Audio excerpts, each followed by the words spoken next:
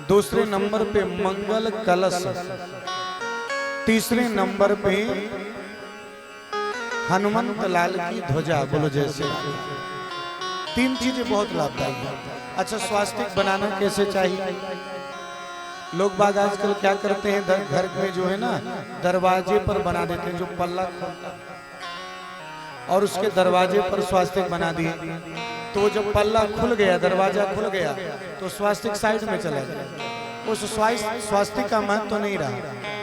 स्वास्तिक जब हम घर में बनाएं तो दरवाजे के चौखट के ऊपर बनाना चाहिए, जिसके नीचे से हम आए जाएं, तब उसका प्रभाव ज्यादा होता है। अब विचार करिए, जब एयरपोर्ट पर जाते हैं और फ्लाइट की तरफ जाना होता है तो मशीन लगी होती है ना, उसके अंदर से जब घुस के जाते हैं तो उसका प्रभाव होता है, हमारी पूरी जांच कर लेती है। जब स्वास्तिक हमारे ऊपर रहेगा, उसके अंदर से हम जाएंगे तो हमारे शरीर में भी आने वाले जो दोष हैं वो बाहर ही छूट जाएंगे, उसके अंदर, उसके साथ हम नहीं प्रवेश कर सकते, वो अपने आप हमसे दूर हो जाएंगे। और स्वास्तिक कभी भी बनाना चाहिए तो जो हनुमान जी को सिंदूर चढ़ाते हैं उससे स्वास्तिक बनाना चाहिए। और स्वास्तिक बनाएं, स्वास्तिक बनाने के बाद उसके दोनों तरफ दो दो रेखाएं खींचें। जितना बड़ा स्वास्तिक है उतनी ही लंबी दो रेखाएं होनी चाहिए, इधर भी और दो रेखाएं इधर भी होनी चाहिए। वो किसका प्रतीक है? वो रिद्धि, सिद्धि, शुभ और लाभ का प्रतीक है। बोलो जय श्री राम। घर में नियमतः दीपावली आती है, कोई त्योहार आता है, हमेशा जो है अगर स्वास्तिक बना भी है तो दोबारा जो है उसमें सिंदूर या घी डाल करके या तो सिंदूर और चमेली का तेल डाल करके दोबारा उसी में स्वास्तिक बना देना चाहिए। और घर के हर दरवाजे पर हो, लेटरिन और बाथरूम के दरवाजे पर छोड़ करके बाकी घर के हर दरवाजे पर स्वास्तिक जरूर बना रहना चाहिए। स्वास्तिक बड़ा शुभ होता है। दूसरी बात, मंगल कलश। मंगल कलश एक ऐसा कलश है जो व्यापार स्थान में और घर में हमेशा रहना चाहिए। जिसके घर में मंगल कलश रहता है उस घर में कभी अमंगल बहुत कम ही होता है। बोलो जय श्री राम। उसका नाम ही मंगल कलश है, यानी मंगल में वातावरण बनाता है, दूषित चीजों से रक्षा करता है, घर में शांति का वातावरण बनाता है। लेकिन ये मंगल कलश काहे का हो? मिट्टी का नहीं होना चाहिए, किसी धातु का हो, चाहे तांबे का लोटा हो, चाहे पीतल का लोटा हो, चाहे चांदी का लोटा हो, चाहे कांसे का लोटा हो। और उसके द्वारा जो है उस मंगल कलश को घर में रखें। लेकिन मंगल कलश कहाँ रखें, ये भी प्रश्न आता है।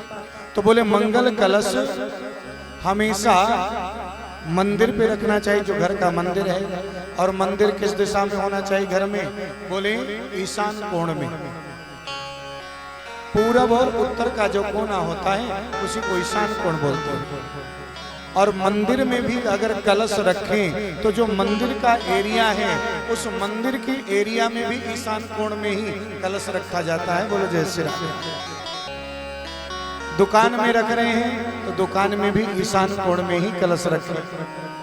और कलश में भी स्वास्तिक बना हो, बड़े ध्यान से सुनेगा। कलश में धागा लपेटा हो, कलश के अंदर एक सुपारी, एक हल्दी खड़ी, एक सिक्का पड़ा हो, उसके ऊपर आम की पत्तियां हो, पान की ना हो। ध्यान दें, आम की पत्तियां हो, बट की पत्तियां हो, चलती हैं, लेकिन आम जनरली मिल जाता है। आम की पत्तियां हो, उसके ऊपर एक कोई जिस धातु का लोटा हो उसी धातु की एक कटोरी हो, और उस कटोरी पर कोई भी अन्न हो, चाहे गेहूं, चावल, कोई भी अन्न हो, और उसको भर के रख दें और उसके ऊपर जो है नारियल में भी धागा लपेट करके और उस नारियल को उस कटोरी के ऊपर रख दें और ऐसा रखा रहे।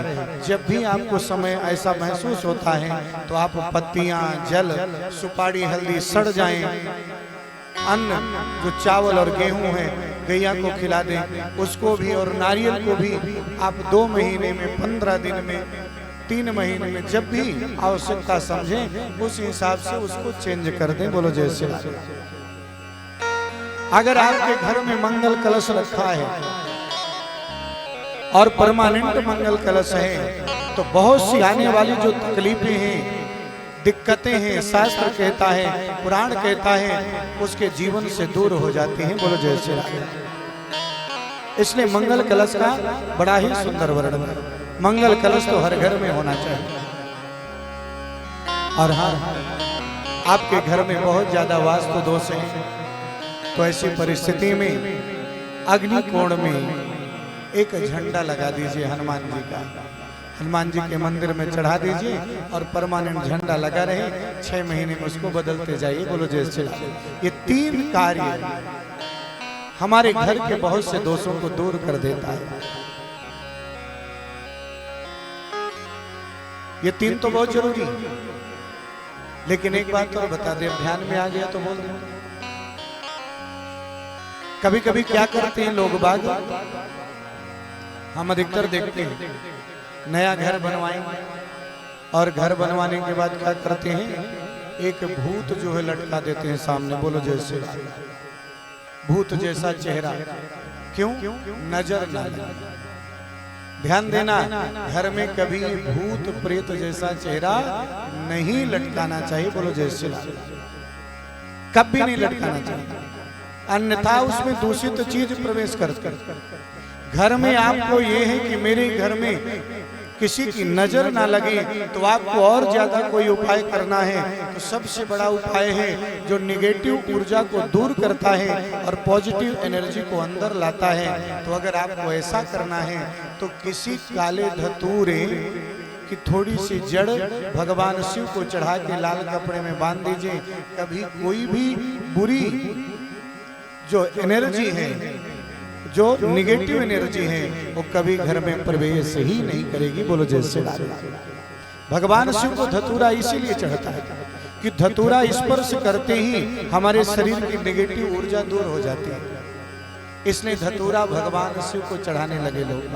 संत महात्माओं ने धतूरा के लिए प्रेरणा दिया, लेकिन धतूरा भी 2-3 प्रकार का होता है। एक सफेद धतूरा, एक पीला धतूरा और एक काला नीला जिसे बोलते हैं। तो नीला जो धतूरा है वो सर्वश्रेष्ठ धतूरा माना जाता है, सर्वश्रेष्ठ माना गया है। वो धतूरे की जड़ अगर बांध दी गई, कभी कोई भी नेगेटिव ऊर्जा प्रवेश नहीं करेगी। आज जितने ब्राह्मण देवता हैं, ध्यान दीजिएगा, बड़ा सुंदर स्वस्थ वाचन का पाठ करते हैं। भद्रं करणे भी शृणुयाम, मंगलकारी चीजें सुनना चाहिए, मंगल में बोलना चाहिए, ऐसे मंत्रों का उच्चारण करते हैं। आज ब्रजवासी तो इतने आनंदित हैं, ध्यान देना, कि भगवान कृष्ण के जन्मोत्सव को मनाने के लिए सभी लोग उत्साहित हैं, आनंदित हैं। ब्रजमंडल में एक सबसे बूढ़ी माता जी थी और आज की दृष्टि